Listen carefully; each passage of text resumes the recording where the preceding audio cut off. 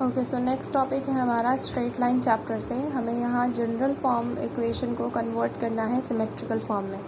मैंने बताया था आप लोगों को कि आपकी जनरल फॉर्म की जो इक्वेशन होती है वो होती है इक्वेशन ऑफ टू प्लेन्स। वो दोनों प्लेन्स की इक्वेशन मिलकर क्या बनाती है, एक इक्वेशन ऑफ स्ट्रेट लाइन बनाती है। एंड सेकेंड आपकी फॉर्म है सिमेट्रिकल फॉर्म। पहले जनरल फॉर्म समझते हैं किस तरीके से। सपोज़ ये आपके टू प्लेन्स हैं, फर्स्ट प्लेन है आपका ये पेज एंड सेकंड प्लेन है आपका ये पेज। जब ये दोनों प्लेन पेजेस इंटरसेक्ट हो रहे हैं तो यहाँ पर एक स्ट्रेट लाइन दिखाई दे रही है, ठीक है। सो ये है आपके टू डिफरेंट प्लेन्स और इन दोनों की वजह से क्रिएट हो रही है आपकी स्ट्रेट लाइन। सो इस स्ट्रेट लाइन को रिप्रेजेंट करने के लिए हम इन दोनों प्लेन्स की इक्वेशन को यूज़ करेंगे। सो यहाँ पे यही किया गया है, इक्वेशन ऑफ प्लेन्स यूज़ किया गया है। इक्वेशन ऑफ प्लेन्स जो जनरल फॉर्म होती है वो आपकी क्या थी, ax by cz plus D equals to 0। और यहाँ पे ए बी सी जो थे वो डायरेक्शन रेशियोज़ होते हैं किसके, सपोज़ ये प्लेन है और इस प्लेन के परपेंडिकुलर अगर कोई लाइन है 90 डिग्री पे तो उस लाइन के जो होंगे वो डायरेक्शन रेशियोज़ क्या होंगे, ए बी सी होंगे। चलिए अब आते हैं हमारे टारगेट पर। हमें इसे जनरल फॉर्म से कन्वर्ट करना है सिमेट्रिकल फॉर्म में। सो जनरल फॉर्म की इक्वेशन तो हमारे पास है, सिमेट्रिकल फॉर्म की इक्वेशन देखते हैं क्या होती है।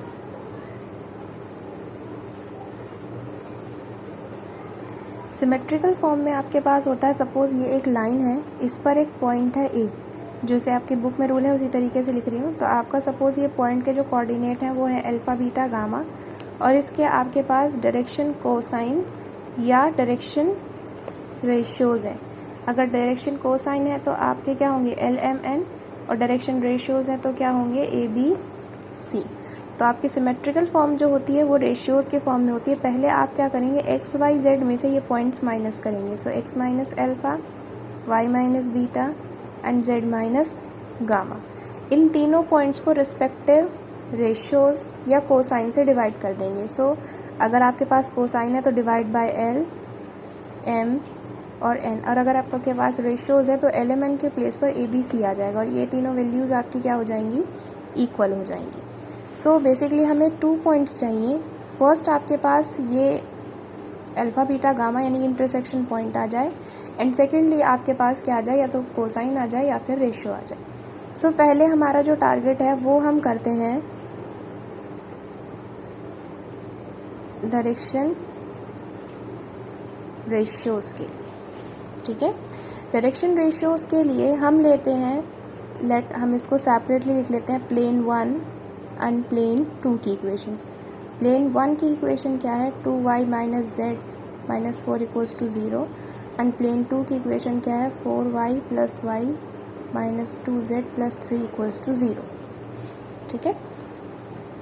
अब यहाँ पे क्या हमें करना है कि अभी हमने एक पॉइंट समझा कि अगर ये जो स्ट्रेट लाइन है ये इस प्लेन पर ही लाई कर रही है, ठीक है। सो आपका सपोज़ ये फर्स्ट जो है ये आपका फर्स्ट प्लेन है, तो फर्स्ट प्लेन के जो परपेंडिकुलर लाइन होगी वो परपेंडिकुलर लाइन आपकी इस स्ट्रेट लाइन के भी परपेंडिकुलर होगी, ठीक है। और जब दो लाइंस एक दूसरे के परपेंडिकुलर होते हैं तो उनके रेशियोज़ एंड कोसाइन का जो रिलेशन होता है वो आपका होता है L1 L2 plus M1 M2 plus N1 N2 equals to 0,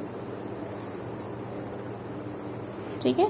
so let हमने अज्यूम किया कि ये जो हमारी लाइन है इसके डायरेक्शन कोसाइन जो है वो आपके क्या है, एल एम एन, ठीक है। Let direction cosines of line L M और एन।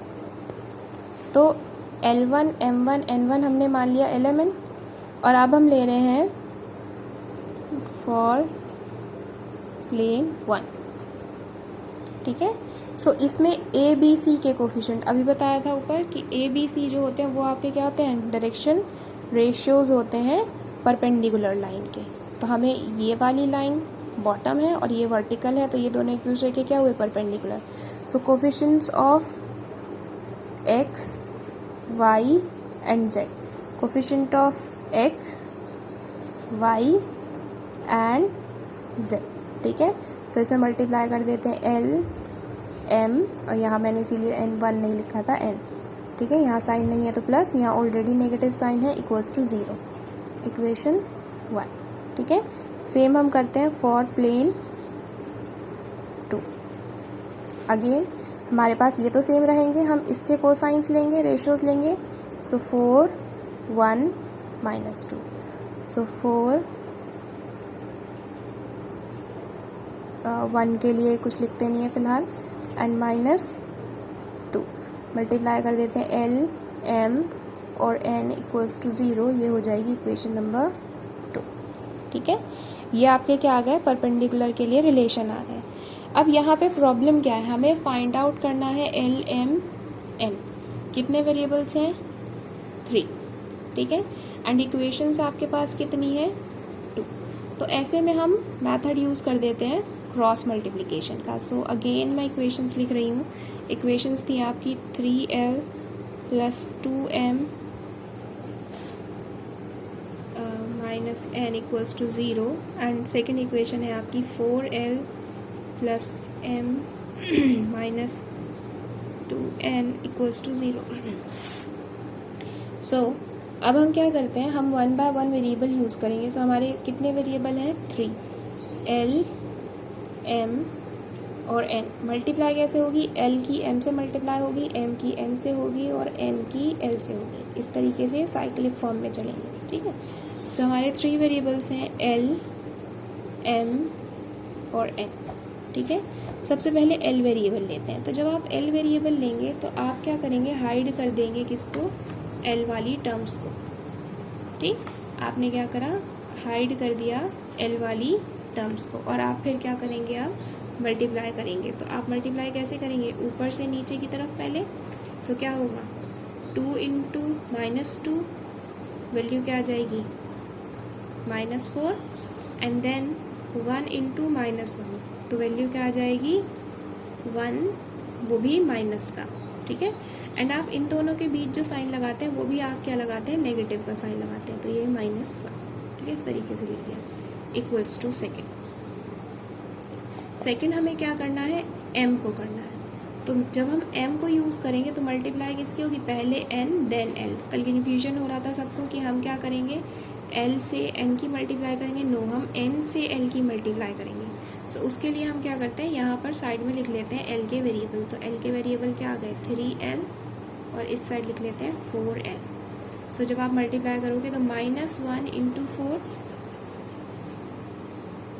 ठीक है, -1 × 4, नेगेटिव साइन आपका आ जाएगा दोनों के बीच, and -2 × 3, -6 equals to, and last आता है n। तो जब n करेंगे तो l × m। तो यहाँ तो डायरेक्टली हो जाएगा 3 × 1 माइनस साइन, 4 × 2 8। ठीक है, 3 × 1 3 एंड 4 × 2 8। अब इसको लिख लेते हैं सिंपली। सो ये आ गया आपका l/-4 + 1, इधर आ जाएगा m/-4 + 6, एंड ये आ जाएगा n/3 - 5, सॉरी 8।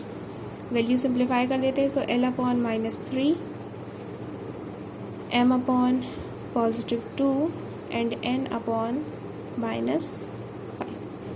ठीक है, हमने जब डायरेक्शन रेशियोज एंड कोसाइन पढ़ा था तो हमारा रिलेशन इस तरीके से लिखा जाता था, l/a m/b n/c। सो यहाँ पर भी रिलेशन इसी तरीके से आया, l/m/n/। तो ये जो अपॉन वैल्यूज़ आई हैं किसकी आई हैं, a b c की। ठीक है, आपकी बुक में पूछा गया है कोसाइन। तो कोसाइन जो होता है वो कैसे निकलता है, इस क्वेश्चन में पूछा गया आपसे कोसाइन। तो कोसाइन के लिए क्या चाहिए होता है हमें, कोसाइन के लिए हमें चाहिए होते हैं रेशियोज। सो फॉर्मूला आपका क्या होता है, l = a/√a² b² c²। a की वैल्यू क्या है, -3, एंड अंडर रूट्स की वैल्यू कर देते हैं, -3 का स्क्वायर 9, 2 का स्क्वायर 4, 5 का स्क्वायर 25। तो ये वैल्यू सॉल्व होकर क्या आ जाएगी, 3/38। ठीक है, सिमिलरली m के लिए क्या होता है, b/, सेम अंडर रूट आपका, तो वैल्यू क्या आ जाएगी, 2/38। एंड सिमिलरली n आता है, n के लिए c/, सेम अंडर रूट, तो वैल्यू आ जाएगी -5/38। ये आपके निकल गए कोसाइन। तो आपके पास दोनों चीज़ें हैं, ABC यानी कि -3 2 -5 एंड कोसाइन 3/√2 2/5/√। सो अब इस क्वेश्चन में देखा जाए जो हमारा टारगेट था, इसके लिए हमें क्या मिल गए, L, M, N मिल गए। अब हमें निकालना है अल्फ़ा बीटा गामा। सो अल्फ़ा बीटा गामा के लिए हम ये अज्यूम करेंगे कि हमारा जो प्लेन्स हैं उनकी हेल्प से जो लाइन बन रही है उस पर जो है वो z की वैल्यू क्या है, 0 है। आपको हर क्वेश्चन में ऐसे ही करना होगा। आप क्या करेंगे, ये अज्यूम करके चलेंगे कि हमारी जो z है वो 0 है। तो जब प्लेन्स की जो इक्वेशन आपको गिवन है, प्लेन्स की इक्वेशन आपको क्या गिवन थी, यानी कि दोनों स्ट्रेट लाइन, इसमें हम z की जगह क्या पुट कर देंगे, 0। तो आपके पास इक्वेशन क्या आ जाएगी, 3x + 2y - 4 = 0 एंड सेकेंड आ जाएगा 4x + y + 3 = 0। अब अगेन यहाँ पे आपके पास चॉइस है, कैसे, या तो आप क्या करिए, इस इक्वेशन में 2 से मल्टीप्लाई करिए, इन दोनों को माइनस करिए, y कैंसिल, x निकल आएगा एंड x की हेल्प से y निकल आएगा। या फिर क्या करिए, यहाँ से y की वैल्यू निकालिए और उसको यहाँ पुट कर दीजिए, इस तरीके से निकालिए। और हम समझ लेते हैं बुक का मेथड। बुक में क्या करा गया है, जिस तरीके से ये आपका लास्ट मेथड सॉल्व किया गया था उसी तरीके से ये आपका सॉल्व किया गया। सो यहाँ पे कितने आपको टर्म्स दिख रहे हैं, 3। फर्स्ट में x, सेकंड में y और थर्ड में कोई टर्म नहीं है। सो थर्ड में कांस्टेंट हम लेंगे x, y एंड 1। ठीक है, सो हम लेते हैं x अपॉन वैल्यू। सो x को हाइड कर देते हैं, y एंड कांस्टेंट की मल्टीप्लाई, तो क्या होगा, 2 × 3 -1 × -4। सो वैल्यू क्या आएगी, 2 × 3 6 -1 × -4 माइनस के 4 माइनस माइनस आपका आ जाएगा +4 = y। जब y करेंगे तो क्या होगा, y इन दोनों की मल्टीप्लाई इससे होगी, तो अगेन हम इसको इस साइड लिख लेते हैं, 3x और ये आपका आ गया 4x। ये रफ में लिखिएगा, एग्जाम में ऐसे नहीं लिखाइएगा। सो जब y की मल्टीप्लाई करेंगे, again cross multiply, 4 × 4 -16 minus sign, 3 × 3 9। ठीक है, एंड लास्ट आता है 1। सो 1 के लिए क्या हो जाएगा, ये कांस्टेंट हाइड हो जाएगा, x और y की मल्टीप्लाई हो जाएगी। सो 3 × 1 3 -4 2 8। क्लियर है इतना? इसको सिंप्लीफाई कर देते हैं तो वैल्यू आ गई x/10 = y/-25 एंड 1/-5। हमें किसकी वैल्यू चाहिए, x की। सो हम क्या करेंगे, first part and last part को ले लेते हैं। x/10 = -1/5 सॉल्व करेंगे तो x = 10/-5। सो सॉल्व करके x की वैल्यू क्या आ गई आपकी, 2। ठीक है, देन हमें y की वैल्यू निकालनी है, तो हम इन दोनों पार्ट्स को ले लेते हैं। सो y/25 = 1/-5, नेगेटिव साइन से नेगेटिव साइन कैंसिल। सो y = 25/5, y की वैल्यू आ गई 5। हमें क्या चाहिए थे, पॉइंट्स चाहिए थे, x, y एंड z। क्या हमारे पास तीनों पॉइंट्स हैं, yes. x, y and z को हमने पहले से ज्यूम कर रखा था 0। सो हमारे पास जो लाइन का पासिंग पॉइंट था वो आ गया, वो आपका क्या आ गया, यानी कि अल्फ़ा बीटा गामा जिसे आप बोलते हैं, x y z भी लिख सकते हैं। वो पॉइंट आ गया आपका x, y एंड z। ठीक है, एंड आपके पास डायरेक्शन रेशियोज हैं A, B, C। वो आपके क्या आए थे, 3 -3 2 -5 -3 2 -5। ठीक है, एंड देन आपकी इक्वेशन क्या थी, इक्वेशन लिख लेते हैं सिमेट्रिकल फॉर्म में, x - α/a, y - β/b, z - γ/c। और ये दोनों वैल्यूज़ हम इसमें पुट कर देते हैं, तो हमारी इक्वेशन आ जाएगी x - अल्फ़ा यानी कि 2 डिवाइड बाय a यानी कि -3 इक्वल्स टू y - बीटा यानी कि 5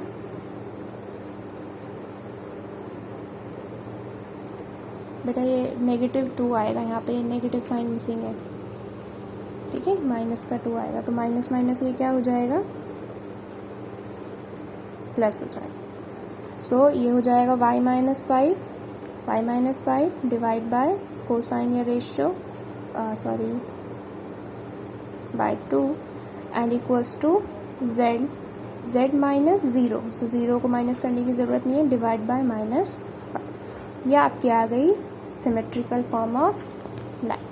ठीक है, ये देखिए, ये इक्वेशन है आपकी बुक में भी। ठीक, क्लियर है सबको?